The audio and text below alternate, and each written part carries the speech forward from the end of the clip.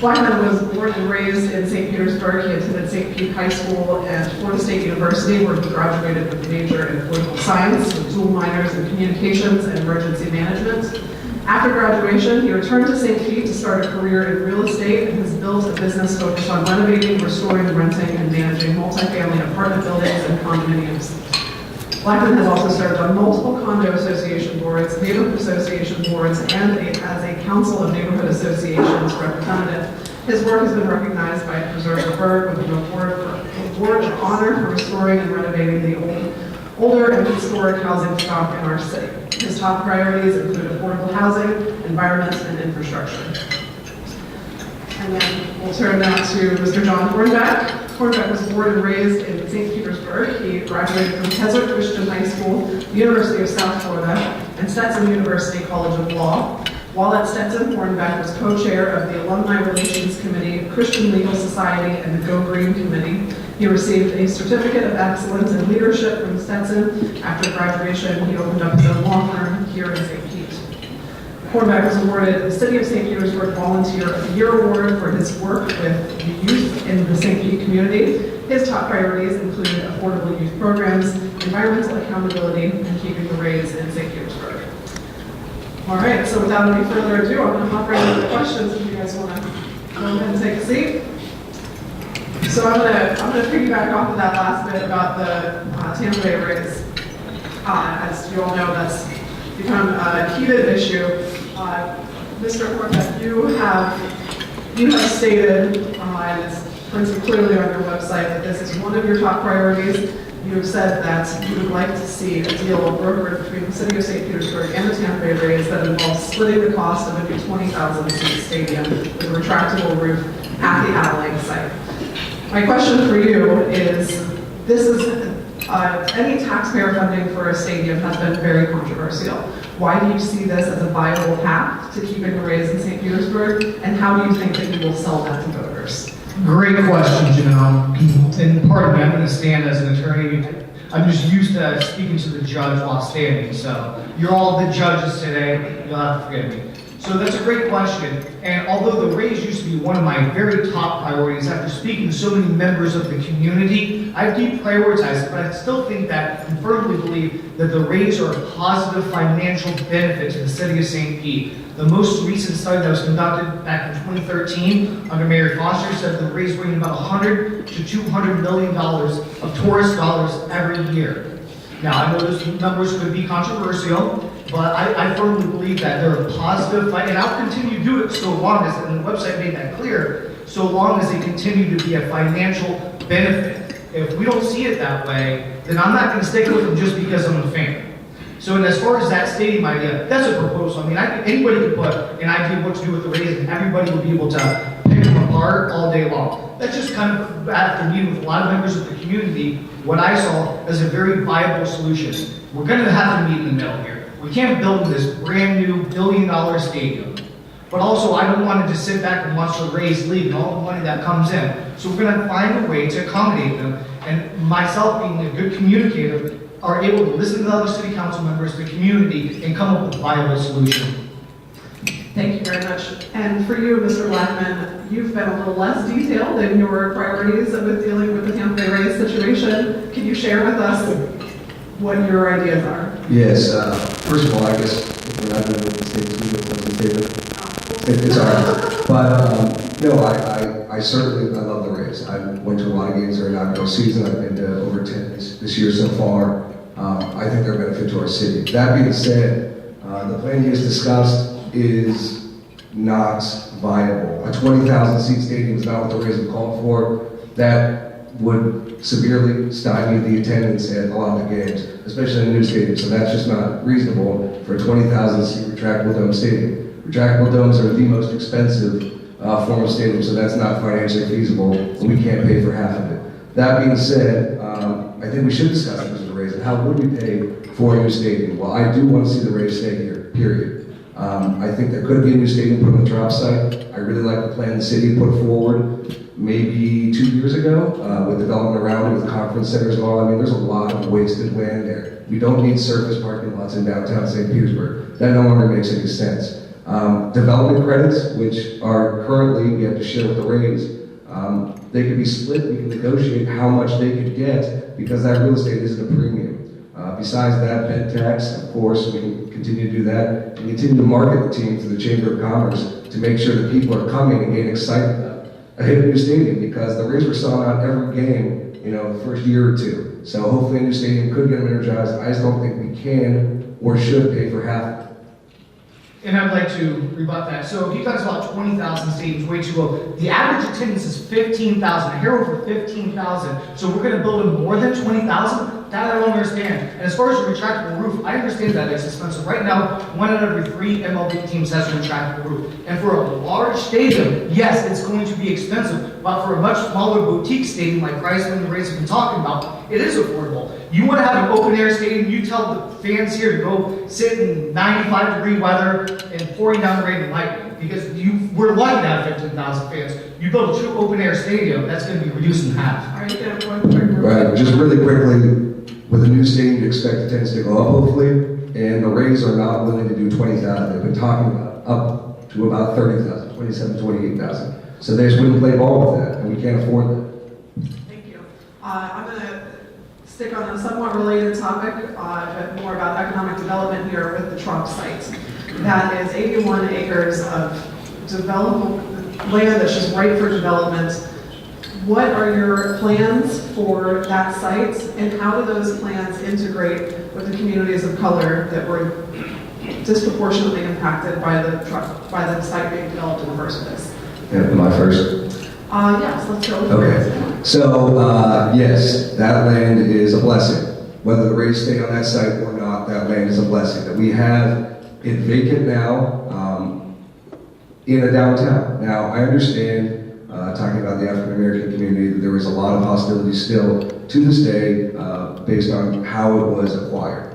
So the gas plant neighborhood was, bulldozed, and everybody was relocated with the promise of putting a sports stadium there for a team we didn't have for 10 or 15 years after the process began. So my plan is, I really liked what the city put forward 2 years ago. There was a great plan in place to have Booker Creek be environmentally restored with kayaking, which I thought was a little questionable, but I liked the premise of it, and putting in a conference center, hotels, office space, which we desperately need. We keep putting in housing, but we need to get corporate relocations, and we need to get more jobs here. So I think office space is certainly wonderful. The city did have a great plan in place. I'd like to see that continue with or without the trout being there. And of course, like I said, surface parking is just not the answer. We can do parking garages. I do not remember the last time I drove to a Rays game. I take an Uber every time I go. So I don't think, the parking lots were put in place, in 95 probably. I just don't think that we any longer need that kind of parking density at a stadium. So I really would like to see the city's plan follow through on in convention center, office, hotel, retail, and I think that there should be a memorial put there, an African American History Museum should be put there, especially on the west end of the site towards 16th Street, which is in the Midtown, my old neighborhood. So. Okay, thank you so much. On a side note, on the surface parking, I'll tell you one thing it's good for is teaching teenagers how to drive. Go ahead. If you go to my website, votecornbeck.com, you'll see the reason why I think the Rays should move to the Outlet setting. Is that really frees up that 81 to 86 acres, depending on who you're talking to, for a world-class convention center. I've spoken to a lot of people. It's very feasible. My wife did her residency. She's now a pediatrician at St. Pete Pediatrics. She did her residency at Arnold Palmer Hospital in Orlando. And I go visit her. And one of the things that Orlando is known for is their world-class convention center, second only to the city of Las Vegas.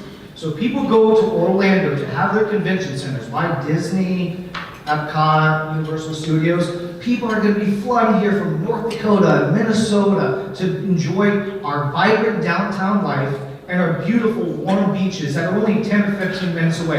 It's going to bring a lot of business here that's going to have a positive effect on our restaurants, our breweries, our bars, our hotel. I want to see St. Pete be a very wealthy city. We need to attract these businesses.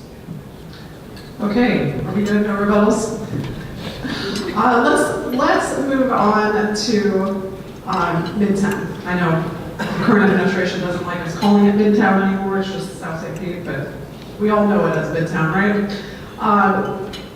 Tangerine Plaza has been a sore spot for years and years and years. As Sweet Bay left and then Walmart left, and the area still is considered a food desert, not having access to a grocery store or nutrition options other than convenience stores, which are expensive.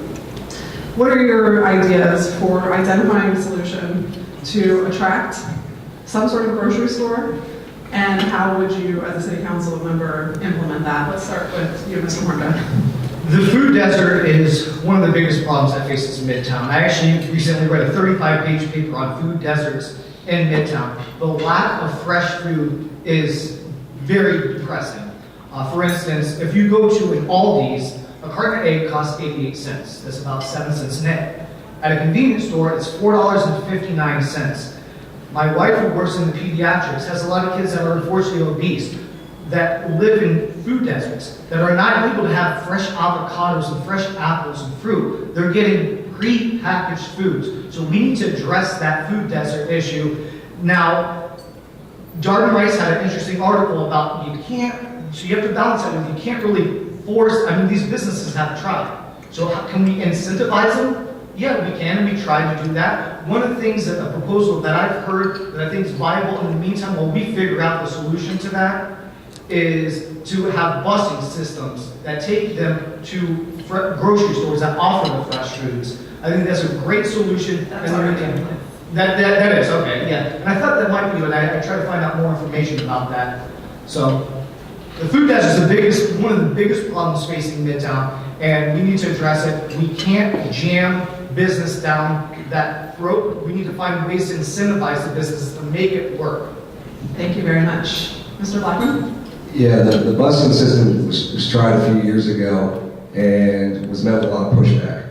So I just don't think we should have to force people out of their neighborhoods to get groceries. I think we should bring it to them. As far as what you said, I agree with Darden has been posting a lot of stuff on the internet about the food crisis, about food deserts. I'm proud to count Darden Rice as among one of my strong supporters. She's endorsed my campaign. She spoke at my kickoff. She's a good friend. We've discussed the topic regularly. I lived in Midtown for years. I lived in every apartment project that I would get involved with, the renovation and rehabilitation of, I would live in. So I worked on a 4-unit complex directly across from Melrose Elementary in one of the most financially blighted neighborhoods in the city. The Tigerbay Times did a story on my works there, and I faced firsthand the food desert. I had to travel outside my neighborhood. I had the luxury of having a vehicle. A lot of people do not. Now, how do we solve this? First of all, I met with Mike Sutton of Habitat for Humanity this week.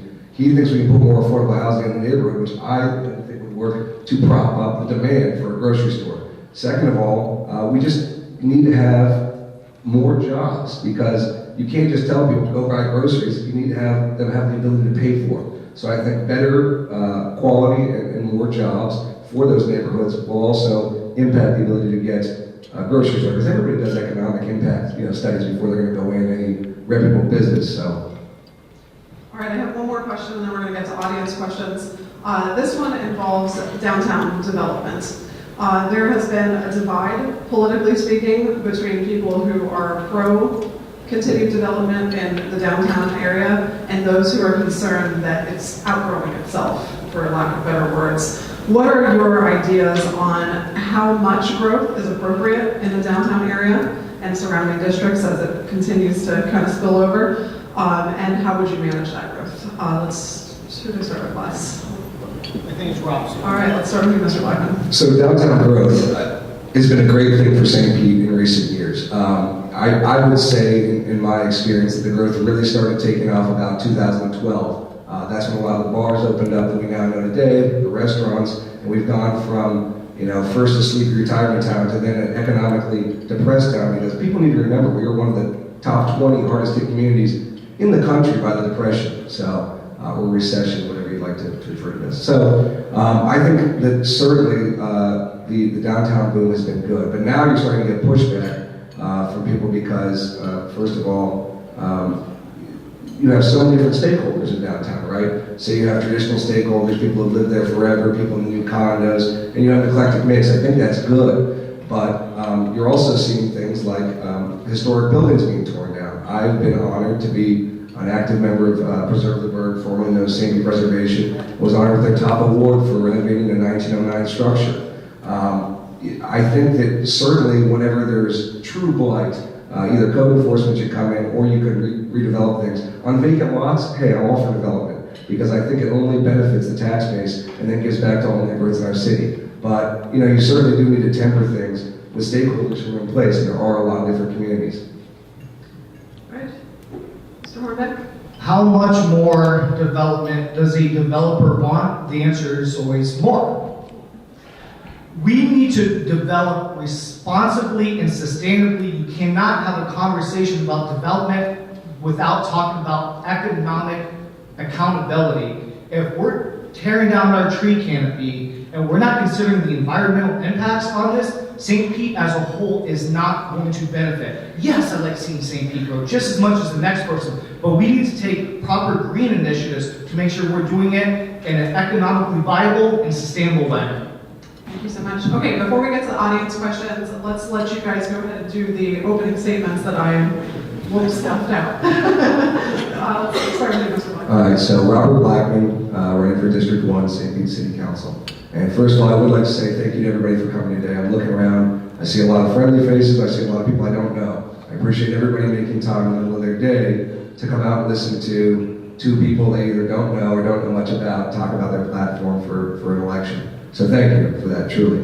The first time I ever came to Tigerbay, I was in high school. I was a senior at St. Pete High. I was invited as a young Tiger because I was the vice president of my senior class. Back then I was not as politically involved, the political process was not as serious. I remember having to go to Salvation Army to get a jacket before I came, so a little different now, and I'm happy to be back. But why am I running? I'm running because I want to help out, and I want to give back and continue my service to the community through elected office. So I've worked hard for years to better our community, our neighborhoods, and the city as a whole. Born and raised here, my parents are here, they moved here in the 50s, so I have a long record of ties to the city, and I truly believe in it and love it. I have made my career here. My career has been renovating homes. I've never built a new building. I've only renovated historic structures. I've tried to keep the aspects of it that were historical or unique because I love the character of St. Pete and I love our city. I've been honored to be endorsed in this campaign by multiple people. I really take this very, very seriously, this campaign, and I want to show you guys how serious I am. So I've been honored to be endorsed by people such as Senator Darrell Rousseau, 4 sitting members of City Council, Darden Rice, Gina Driscoll, Brandy Gabbard, Ed Montanari. I've been endorsed by 2 former mayors of our city. I've been endorsed by 3 members of the State House and a current school board member, Bill Dudley, and the Pine House Realtor Organization. So every endorsement that's gone out in this campaign thus far has been for me. I'm very honored for that, and I take this seriously. I want to work with people to better our community, our environments, our infrastructure, and provide affordable housing for everybody so we can watch St. Pete grow and become even more special than it already is. Thank you very much. I don't know if you've read the article that Ms. July31 Taylor wrote about it. One of the things that was very important for me to do, I have a little graph.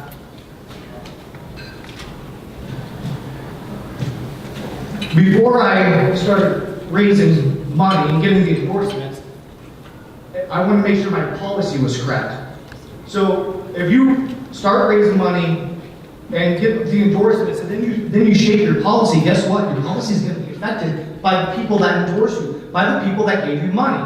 However, what I did is I spent my time getting to know the people of the community, getting to know the issues, studying this like crazy, as a crazy attorney I would. And I crafted my policy. Now, the people that want to donate financially, please, I'm happy. And the people that want to give me endorsements, that think my ideas are great, great. They have endorsed Rob. That's fine. I haven't asked anybody yet to endorse me. I want to make sure my policy was perfect so it wasn't influenced by the people that gave me their thumbs up or gave me a couple of dollars. Like Rob, I was born and raised in St. Pete, went to high school here as a Christian, law school, college at University of South Florida, St. Pete, and law school. I got married in 2017 to my wife, Elizabeth Coughlin. She's Elizabeth Hornbeck. She's a pediatrician, as I mentioned. And some of the issues, and I know we won't have too much time, that I care about is environmental accountability, keeping the race in St. Pete, affordable housing, the opioid crisis, economic development, and you can go to votehornbeck.com to figure out to find out some more information about the specific policies. But I can assure you, I haven't been sitting back. I've been studying this and meeting with people of the community, maybe people that you guys don't think matter because they're not politicians, but I tell you, they're real people, and they don't mean any less because they're not a commissioner of Treasure Island or anything. Thank you very much. And now we will open up for... Can I rebut that for 1 second? Just what he said is, first of all, I don't like attacking my friend who's one of my endorsers. I'm not attacking him, I'm just saying, Okay, all right. But in terms of crafting your policy, I didn't need to craft my policy for this election. I've already known the people beforehand and the issues. I didn't study them before. Also, I entered the race 4 months after him. So he should have had an extra 4 months to study and get the things out. We're gonna move on. Let's open it up to some audience questions here. Let's start with the gentleman over here.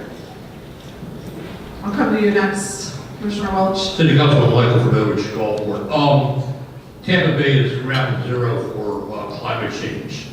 I said that we took council with many of the people from all parts of Pinellas County. My question is, what plans do you have for climate change situation, and how to work toward it? Can you repeat the question, Mike? Sure, that's okay. I think he asked about our plan for climate change, right? What, I think we've got it. Plans for climate change. Let's start with Mr. Hornbeck. Yeah.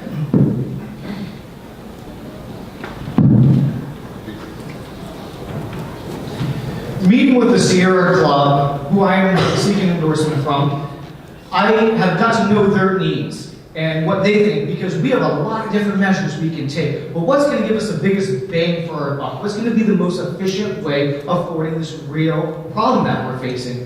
One of the articles, and the scientists seem to really follow on board with this, we need, and St. Pete's done a good job so far. I'd like us to double our plant more trees. They want nationwide to plant 1 trillion trees because they're not really just reducing our carbon and footprint, but they're also giving us oxygen.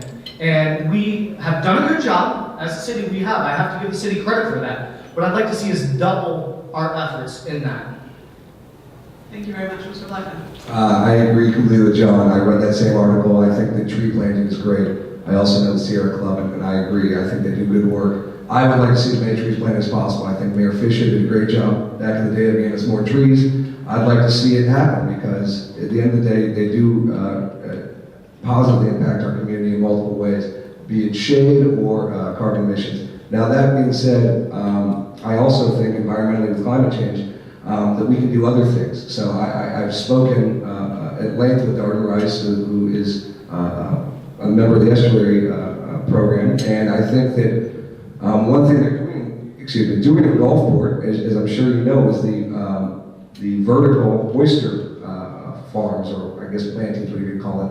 Tampa Bay Watch is doing a wonderful job of that. Oysters are incredibly effective in improving our environment. I also think that living shorelines are integral as well to our environment. So whenever there is not already a seawall, or when possible, replace our banks with living shorelines. I think that's a certainly very important thing. I also have spoken with Councilman Kennedy in the past about seagrass beds and the importance of them. I think that as many seagrass beds as possible we can put in will help our environment in the long run. So these are just a couple ideas, but I really appreciate the question. Thank you very much. Commissioner Welch.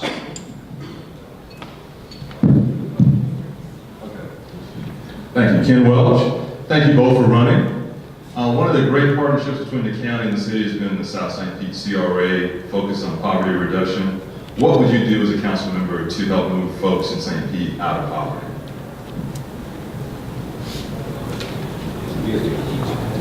So in South St. Pete, how do we bring people out of poverty is the question. And I could try and deflect here and say there's multiple different causes, but the truth is we have to try and look at first people's housing situation, their jobs, and education. So I think those are the three main things.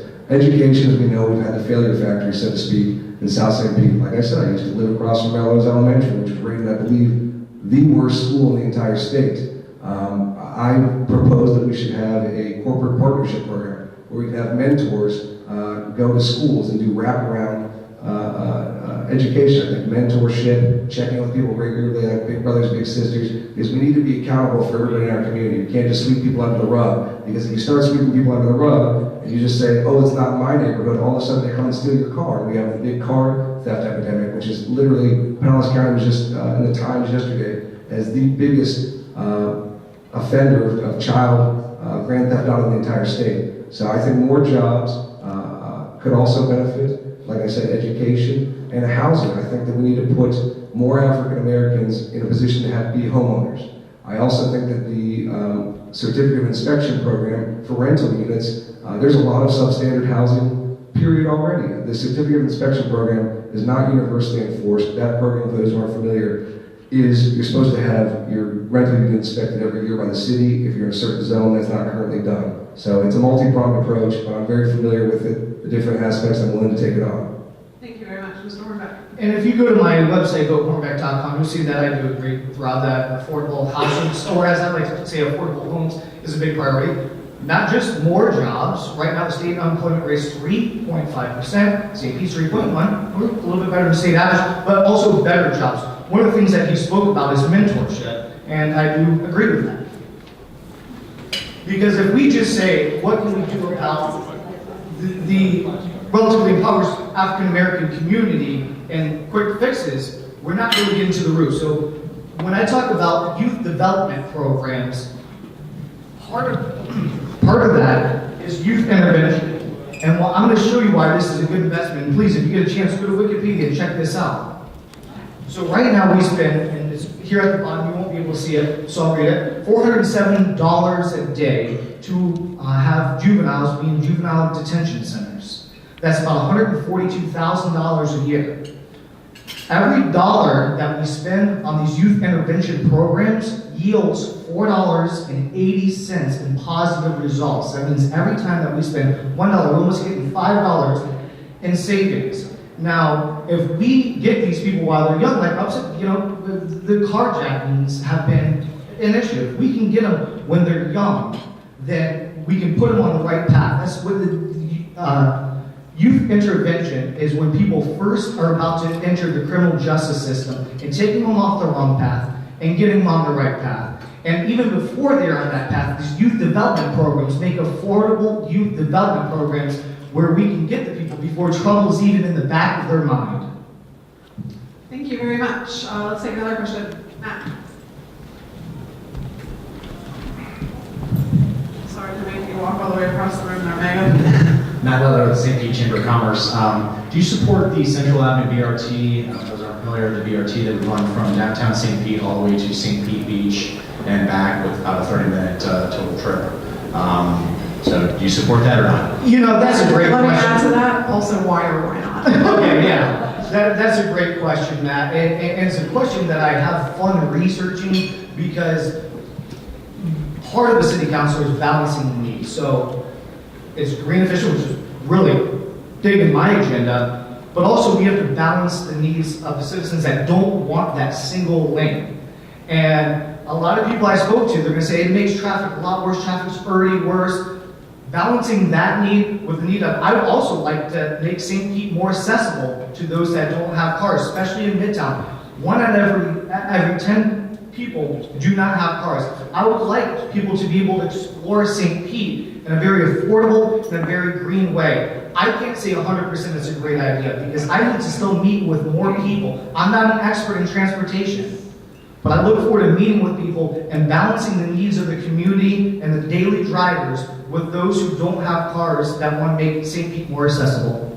Thank you very much. Mr. Blackman. As far as BRT, at the end of the day, it doesn't matter what I support, because it's unanimously passed council. So what is the position of council? You're supposed to do what the people's will is.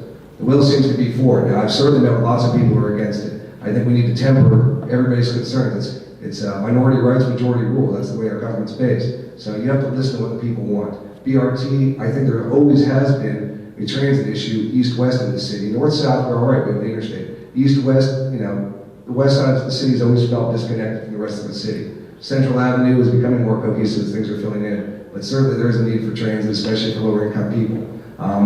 As far as being a transportation expert, I'm not either. I've discussed multiple ideas and things with my good friend, T-Bar Chair Jim Holton, who's also supporting my candidacy. So I've been bouncing ideas off of him, and I've been learning a lot. So I try to listen too. I listen to people as well, and like I said, you have to temper concerns, but at the end of the day, we also historically had a trail that way. It was the old trolley system. It went east-west back in the 20s. So it's kind of funny how things go full circle.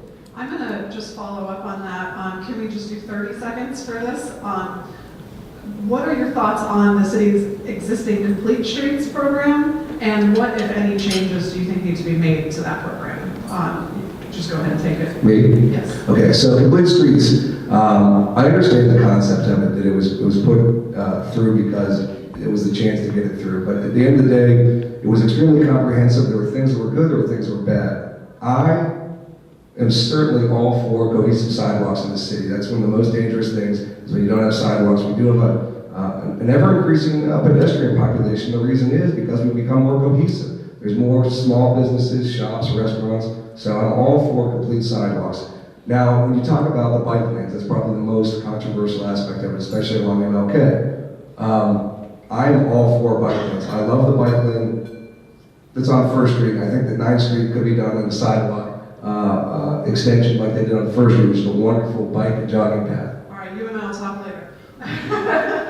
You too, Mr. Warback. What are your thoughts? This is one where I need to listen, because I'll be honest with you, I drive a car. I don't walk as much as I should, and I don't cycle. So I need to listen to those needs of the cyclist and say, what's going on in your mind? Let's balance that with the cars that we have to find a good solution, but that's all I've done. Thank you very much. Okay, questions? Gentlemen in the back, right next to you there, Megan. Thank you. Harvey Landers. Both of you have talked about affordable housing. Both of you have talked about affordable housing. There's a number of efforts currently taking place in St. Petersburg for affordable housing. Do you have any thoughts or recommendations beyond what's currently in place or being proposed that would bring about meaningful affordable housing in the city? Let's start with you, Mr. Warback. Okay. So one of my favorite art authors, Janelle Irwin Taylor, wrote an article. No buttering up. This is before I made this before you knew you were going to speak at this. Wrote an article about Priceman announces Housing for All. It's a $60 million plan. We're off to a great start on that. I think that we understand the issue. We're addressing the issue. There's always more to be done, but at least we're getting the ball moving. We want to be better today than we were yesterday. And that's how we should judge ourselves as a city. Now, things that we could do more, Price was talking about these carriage houses, these fourplexes, which I think are a great idea. Because you have to address the needs with the needs of these neighborhood communities. And first of all, it comes from knowledge. Telling the people, when they hear affordable housing, they shouldn't be thinking just Section 8 government housing. It's not just low income, it's middle income people, it's elderly people, it's veterans, it's disabled. So properly educating people on what affordable housing is the first thing, because then they're going to be more inclined to be for it. So other than what Priceman's done, I would say these carriages, relaxing these codes for people that have existing properties to allow them to rent out. I know during the Women League of Voters, they asked about legislation for the RBVO. And I think that we need to relax the regulation of that to make these houses more affordable and create creative and unique ways. Thank you, Mr. Blackman. Okay, good thoughts. I agree with a lot of that. But my career has been providing affordable housing. So I've done it from the free market perspective. I've bought apartment complexes, condos. I've renovated them, I've rented them out. I've been able to do it always affordably, and I always have been successful because I'm able to undercut the competition based on knowledge and common sense. So I do have experience running a budget, running a business. I'm excited to bring the small business owner perspective to City Council. I think that that's the one area we're really lacking on. bring that experience firsthand. As far as how do we provide it other than that, certainly zoning changes. I dealt with frustration myself on what I touched on earlier, the 4-unit place I bought in Midtown that I lived in. I had such an issue getting that zoning changed back to multifamily, even though it was a 4-unit concrete place that had always been concrete. They made me jump through hoops. I mean, just relaxing regulations. And I had to do a bunch of landscaping. I put in palm trees, they put in more palm trees. It became farcical. So relaxing regulations on people who are trying to do the right thing, relaxing zoning so you can put duplexes or even quadplexes in neighborhoods and make it less difficult. Carriage houses, like you said, mother-in-law suites for people to get additional income so they can afford home ownership to try and subsidize part of their mortgage. And also, I'm a big supporter of Habitat for Humanity in high school and beyond. I built houses with them. But I also have a real exception with the way the lot disbursement program is currently structured in the city. I think I'm running out of time, but I don't think we should be tearing things down and then giving the lots out to developers. I think we should give them out before they're torn down. It's a reverse bidding system when you have a demolition on a place that's been cited by code. So I think we can work on the way lots are given out and the way that buildings are dealt with. I'm going to do another 30-second add-on to that. Can I have you both weigh in on whether or not you think that using linkage fees, which has been proposed to fund some of these affordable housing projects, whether or not you think that that's appropriate and whether or not it will work? You want to start with that, Mr. Blackman? Yeah, sure. So I was actually talking about the linkage fees literally yesterday with District 6 Downtown City Councilwoman Gina Driscoll, a proud supporter of my campaign and endorser. The linkage fees, last week there was an affordable housing development that was ground broken on, and they had flyers the city put out touting the $20 million in linkage fees that we could get. That's still very, very in the stages of infancy. They have to still do a nexus study, what the rate would be. You know, the rates are 50 cents per foot for certain buildings in certain areas, up to $40 per foot. So what would the funds be? I don't know. Some amount of funds certainly could be used and would be beneficial. But how to disperse the money as well needs to be dealt with. Thank you, Mr. Hornick. And talk about that. I need to really talk to some more people about that. All right, fair enough. Thank you. Who else? I think, how are we on time? Got time for a couple more? School Board Member Joanne Lentino. Thank you. How do you deal with the children that are hanging out, doing nothing, not engaging in stealing cars? How do you target those children, those people that are just willy-nilly hanging out, doing nothing, just looking for an opportunity to go in, get a key, get a car, open a door? How do you deal with that? First of all, I want to say that's probably my favorite question of the day. I promise I didn't plant her here because that goes to one of my favorite solutions to that problem. Affordable youth programs. Number one, my Youth First initiative talks about, so what we have, remember you saw the chart that by getting these kids early, we're going to avoid the problems later for every $1 we spend on this. So yes, it's going to cost us a little bit of money up front. Yes, but it's going to be offset by the savings of not housing juvenile delinquents at $440 per day or $142,000 a year. It's going to offset the savings. I was privileged, my dad, we weren't rich, but he made enough money to afford to send me to Walter Fuller from the ages of 9 and 14. Met a lot of my good friends, 3 boys were groomsmen at my recent wedding. We need to make sure these programs are affordable despite your economic, socioeconomic background. We need to get the kids off the street and put them into social and fitness-driven programs. Mr. Blackman. So I agree with a lot of what John said. I also agree it's a great question. Let's try and take this back to the district for a second, because we've largely touched on city as a whole topics, but I agree. There is a real issue, obviously, we've already discussed with juvenile car theft. Like I said, the Times said it, we are the ground zero, worst county in the entire state. I know that anytime I left my car locked, no matter what neighborhood it's been in the last 3 years, I found my stuff gone through. So how do we deal with that? One thing in the district specifically I'd like to discuss is the Science Center. My parents would essentially dump me there every summer for as many classes as possible. At the time, I didn't like it, but going forward, it was one of the best science experiences of my academic career. I learned so much about STEM. Going forward, that's where the high-paying jobs are going to be in this state, and certainly in this city, because we're surrounded by water. So science, technology, we have to be more efficient, environmentally friendly with our skill sets and jobs. I think if you get kids interested in science and technology, that would be the way. And I'd like to see the Science Center. I know that the city is buying land, and that's kind of a topic for debate. I'd like to see the Science Center reopen, frankly, because I think it was such an important, influential part of my academic upbringing, even though, like I said, at the time, I didn't realize it. Now I do.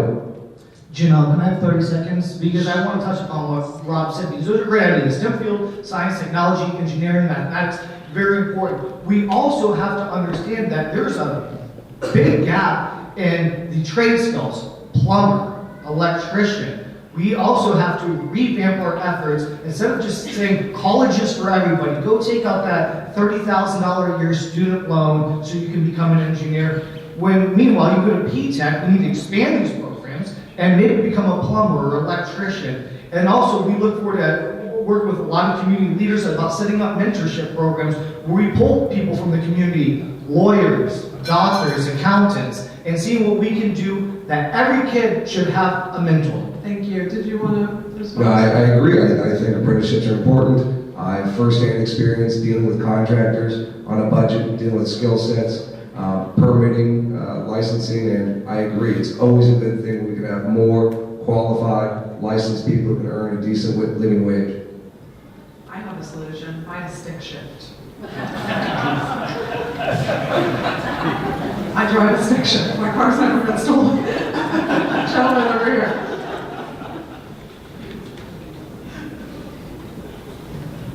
Jim Gillespie, you've all been sensitive to the city in its entirety and to underrepresented or disadvantaged groups.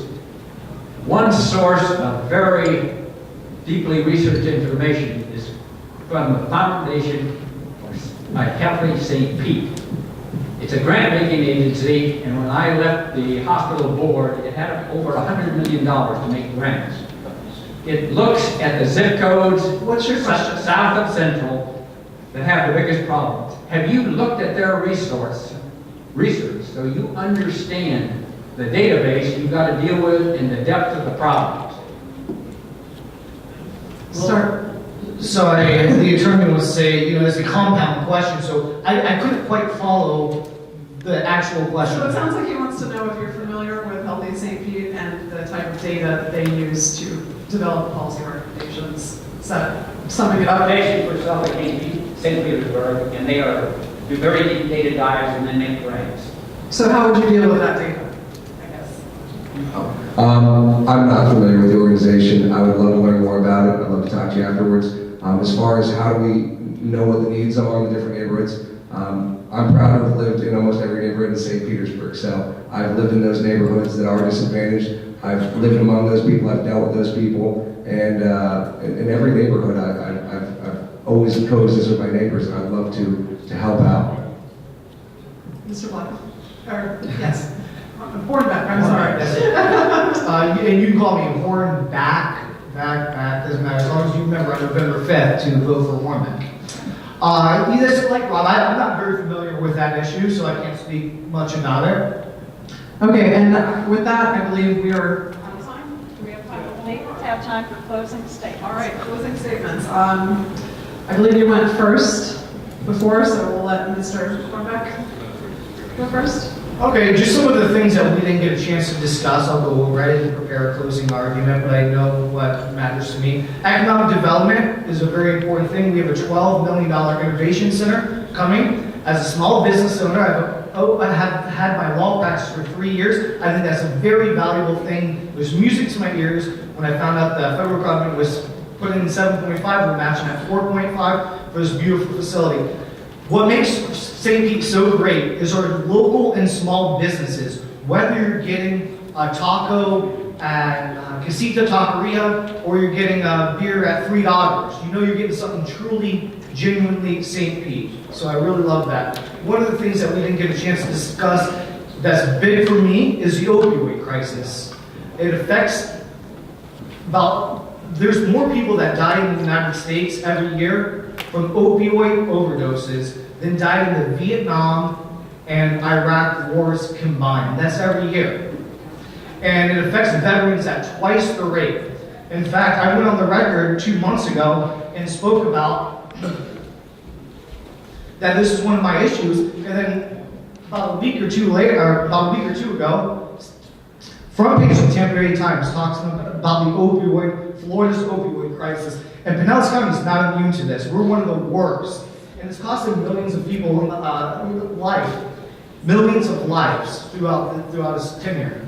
What we can do about it is we need to make sure that we properly fund treatment and rehabilitation centers. So you know what a rehabilitation center is, but prevention starts in the schools. So these youth advocacy programs that we're talking about to avoid that.